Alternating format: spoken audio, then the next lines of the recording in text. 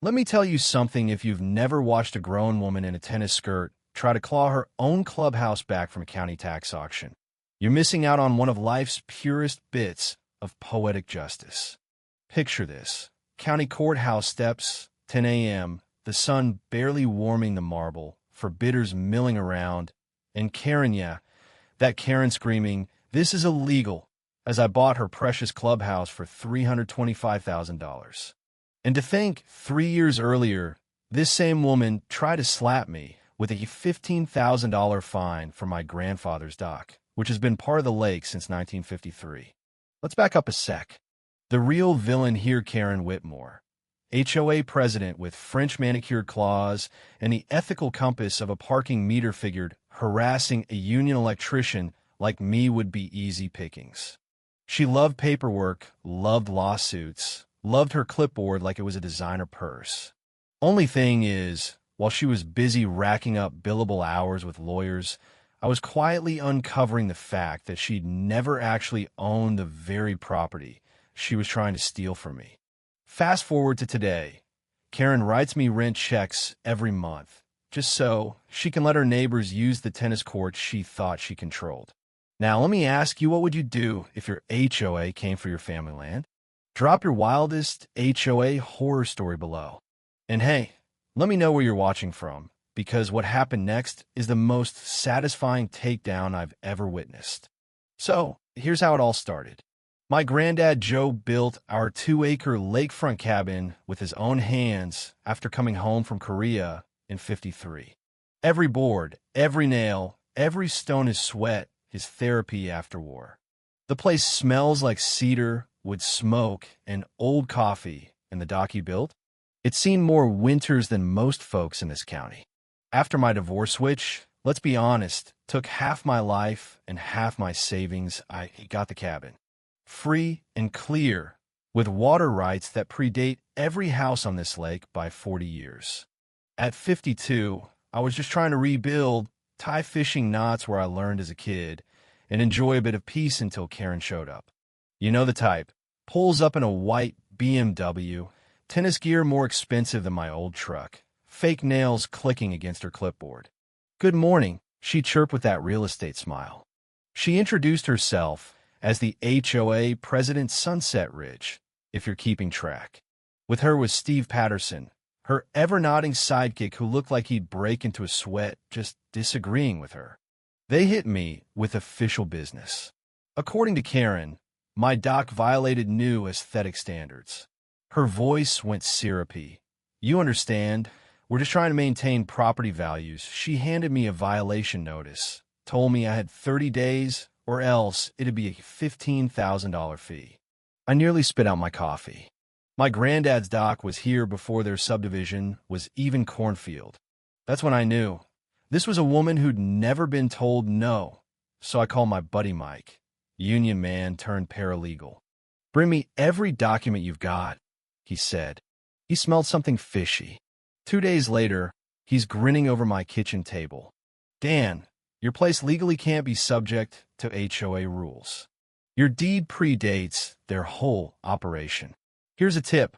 Always check your deed against your HOA's start date. Older properties sometimes have ironclad protections." I wrote Karen a respectful but rock-solid letter. Her $15,000 shakedown wasn't happening. I didn't know it'd kick off a war. 2 days later, county code enforcement shows up. Jerry, the inspector, was a stand-up guy, boots, handshake, the whole thing. We swapped stories about Korea, his dad, my granddad, and he told me my place was in perfect order. Off the record, he said, "This complaint came through unusual channels. Looks like someone with connections." Another tip: file a Freedom of Information Act request for any communication between your HOA and government office. Sits your right. What I got back was pure gold. 17 emails between Karen and her brother-in-law in code enforcement. Turns out, she'd been using family to target lakefront properties. That's how I met Betty Morrison, 78, sharp as a tack, retired schoolteacher. Karen had been harassing her too. Betty kept every document, every notice, like she was running a military operation. Soon we had a group Betty, Tom Bradley, the retired Coast Guard, Maria, the accountant. Tom looked at my paperwork and snorted. Your doc rights are federal. Karen doesn't have a legal leg to stand on. We started organizing, documenting, comparing stories, good people fighting back.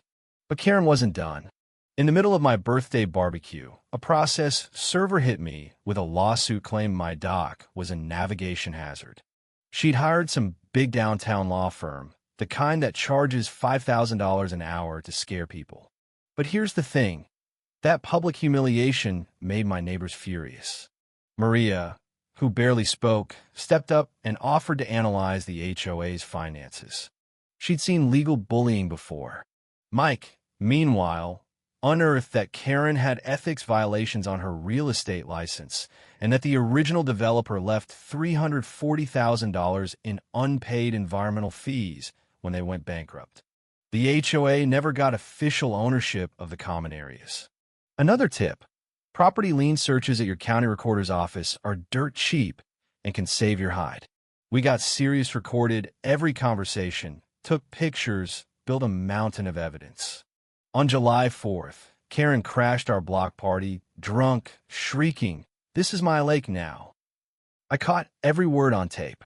Even her yes man, Steve, finally pulled her away, but the damage was done. The whole neighborhood saw what she was made of. A week later, the EPA showed up. Anonymous tip about my cabin polluting the lakeshore. But I'd already done independent water tests. Pro tip: do this before trouble starts. The EPA lady, Sandra, told me my water was the cleanest on the lake. The real pollution? Coming from a subdivision's fertilized lawns and broken storm drains. Maria, meanwhile, found $89,000 in landscaping fees paid to Karen's husband's company. Betty, our retired teacher, proved Karen never held a legal HOA election. Our lawyer was loving it. Karen's expensive team started making mistakes, missing deadlines. The local paper ran a headline: HOA president accused of environmental cover-up. The community, once divided, rallied behind us. And then Twist Maria found the smoking gun. The HOA never officially owned any of the common areas. The county still held title thanks to unpaid taxes. If I bought those at auction, I'd own the very facilities Karen ruled over. My inheritance and divorce left me enough cash to cover it. I'll let the community know at the next HOA meeting. Karen was oblivious, still threatening me on voicemail, still digging.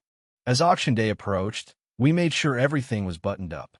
Jennifer Kim, an environmental lawyer, joined our team pro bono. We coordinated, prepared. Even when Karen tried to sabotage my dock caught on security camera, bolt cutters in hand, we kept our cool, filed a police report, and let the evidence pile up. Auction day arrived.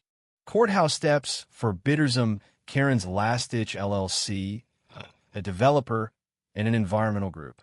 The auctioneer's voice rang out. Bidding shot up $127,000, $200,000, $250,000. At $325,000, I dropped my final bid. Silence. Sold. The gavel rang out. Karen screamed, collapsed. The cameras caught every second. And just like that, the clubhouse, the beach, the tennis courts, they were mine. Karen got served with an eviction notice right on those courthouse steps.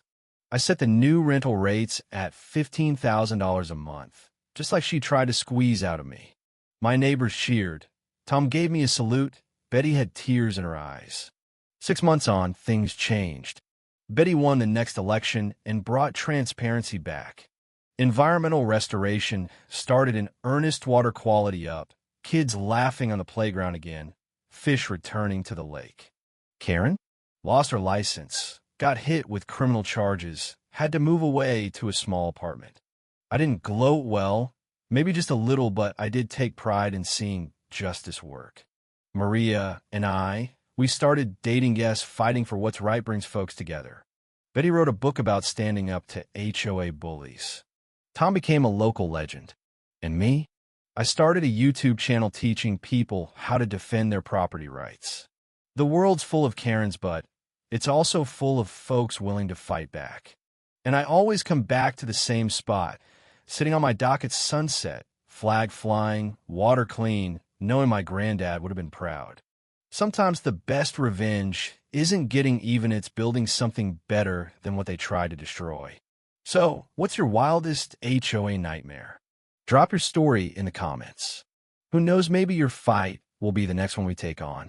And hey, hit that subscribe and ring the bell because the next HOA showdown is already brewing, and you won't want to miss what happens when the vegetable gardener fights back.